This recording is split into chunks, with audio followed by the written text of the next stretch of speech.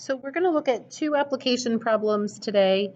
It would have been ideal if we were doing these together in class so that I could help you through them instead of just kind of leading you through them. So there are going to be some pieces here that you have to figure out on your own, but I'll try to at least lead you in the right direction. So this first one is called Quadratic Applications, Squares 2 Steps. So tiles can be used to construct rectangular outdoor patios.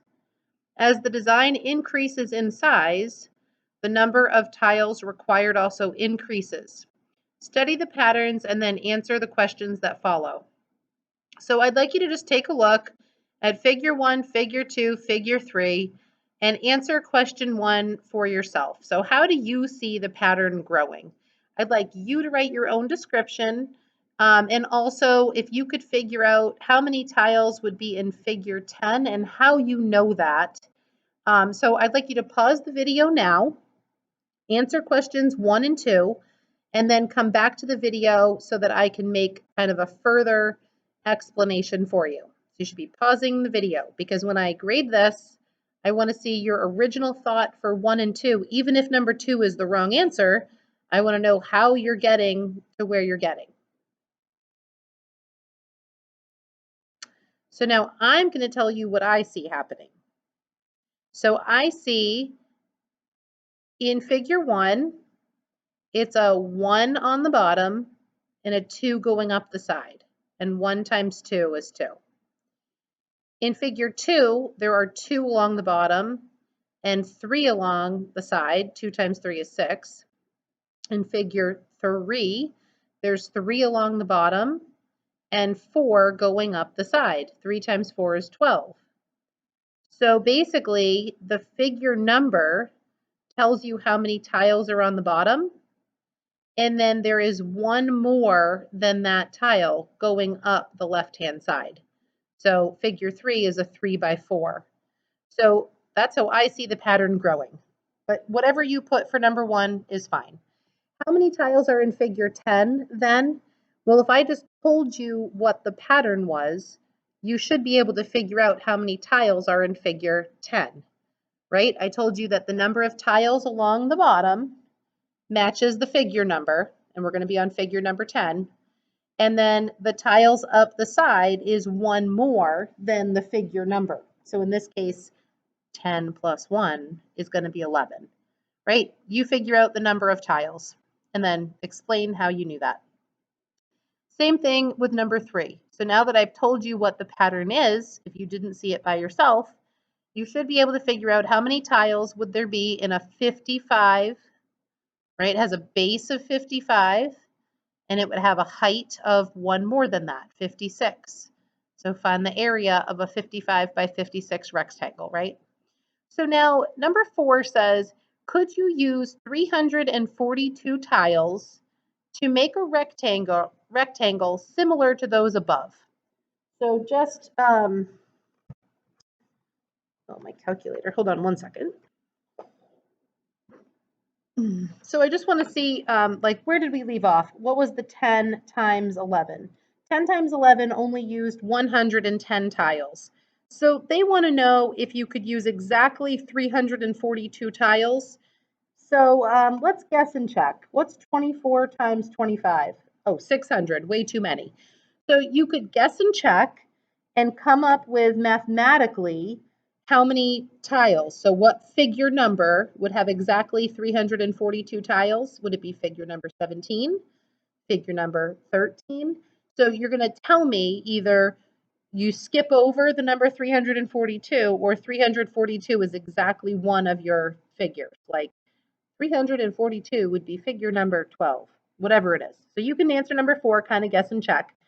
Now, how can you figure out how many tiles are in any rectangular figure? So I wanted to help you on number 5 with coming up with an equation for this. So the number of tiles, I'm going to write area equals, right? Let's call our figure number x.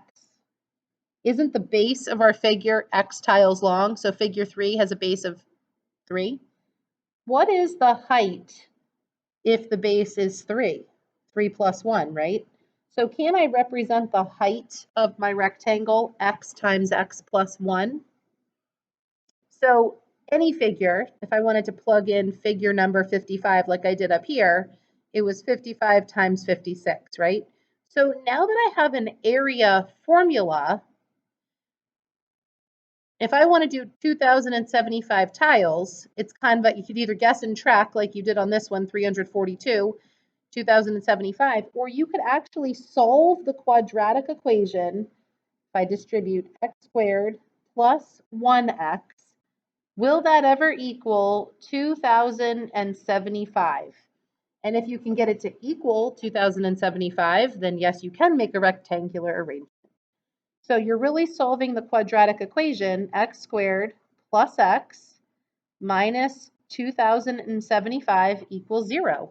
So there's a number of ways you could solve that quadratic. You could see if it's factorable. You could use the quadratic formula.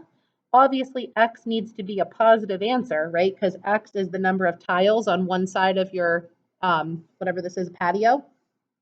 So you're going to try to come up with a mathematical justification that yes, figure, I don't know what figure number it is, figure 24 or figure 78 uses exactly this many tiles, or you would say, nope, I skip right over 2,075 tiles because, you know, figure 50 uses this many, but figure 51 uses this many.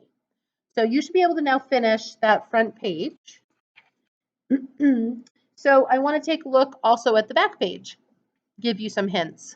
So you could pause the video first and finish the front page. But so now I'm coming on to the back page and talking about stopping distance. Stopping distance is the distance in feet it takes a car traveling at a given velocity to come to a stop. Suppose that a particular model of car has a stopping distance that can be computed as follows.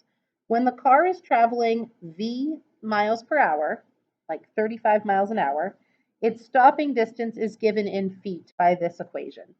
So obviously, if you're traveling faster, it's going to take you longer to come to a stop. And stopping distance changes, right, in the snow or the rain if the ground is wet, or different cars have different stopping distances. Obviously, if you had a 18-wheeler, that is going to take a lot more stopping distance because of how big that truck is, how heavy it is, than a little car. So v is just the velocity. So you are going to take each of these velocities, so you're going to plug in 30 into the equation for v and solve for d. So let's do one of those together, shall we? So I've got 2.2 times 30 plus 30 squared divided by 20. So my first stopping distance, it would take me 111 feet to stop completely if I was traveling at 30 miles per hour. So I'd like you to try 60 and 90. Tell me what your stopping distances would be. Now this says, suppose that a specific car took 500 feet to brake. Use your computations above to make a prediction about how fast it was going. So based on, these three values, were you around 45 miles an hour or 70 miles an hour? So you're making a prediction in part B, just a prediction. How many miles per hour do you really think that you were going? In part C, we're actually going to look at a graph of the braking distance to figure out how fast it was going when the brakes were applied. So we are going to graph this function in our y equals menu. So I'm on part C now. So I'm going to go to y equals 2.2x plus x squared divided by 20. Now let's think about what window we want to look at. We want our velocity to go from what? Maybe 0 to 100 miles an hour? So my x min, I'm under window, my x min should be 0, my x max maybe 100. Let's see, stopping distance, we got 111, but it's going to be bigger than that. So let's give ourselves, 500 feet as our stopping distance. So for y min 0, y max maybe 500. I'm not sure. Let's graph it and see if we can see the function. Okay, so I can see enough of the graph. I want to draw, oh, you know what? 500 was the braking distance. So I want to graph 500 as a horizontal line, y equals 500, but I'm going to go back and change my window. Let's make our stopping distance y max 1,000. All right, so now when I graph this, and you can use the emulator that should be on your Chromebook. If you don't have it, you need to install it. It's at the top of the Google Classroom. All right, so this is the point in time that I'm interested in. Here's my 500 braking distance. Here's my velocity equation. I need to figure out this x value right here. So the way you can do that is you go under second calculate. It's above the word trace. You want to find the intersection point, number 5. Once you select the intersection point, you're going to hit enter when you're on the blue line, enter when you're on the red line, and enter when you're close to the intersection point. And then down here, once you've hit enter 3 times, it'll tell you the intersection point. The x value is the velocity of interest, and y should come out to be 500. So I think you can do choice C. And then D is not a bonus. D is I really want you to do it. Want you to prove it. So you're going to use the quadratic formula on this equation. So let me show you the equation you're going to use. We want 500 to be our stopping distance, 2.2v plus v squared over 20. This looks horrible right now. We want to put that into standard form to use the quadratic formula. So subtract 500 from both sides and write it in standard form. I have 1 over 20 v squared. So my a value is 1/20th.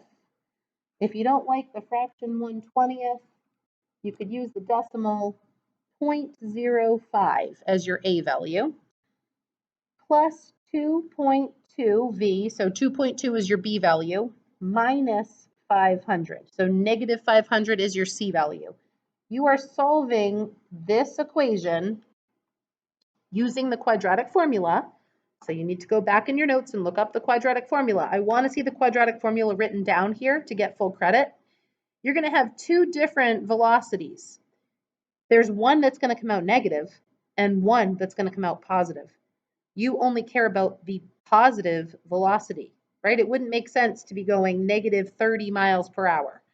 We want to come up with the correct positive velocity that should match what you just got when you did the intersection on part C. So please reach out to me if you have questions, but I think I've framed both of these questions enough that you should be able to tackle them, use a little bit of critical thinking and problem solving, and get through the rest of this. I want you to post the front and the back page on Google Classroom. Thank you.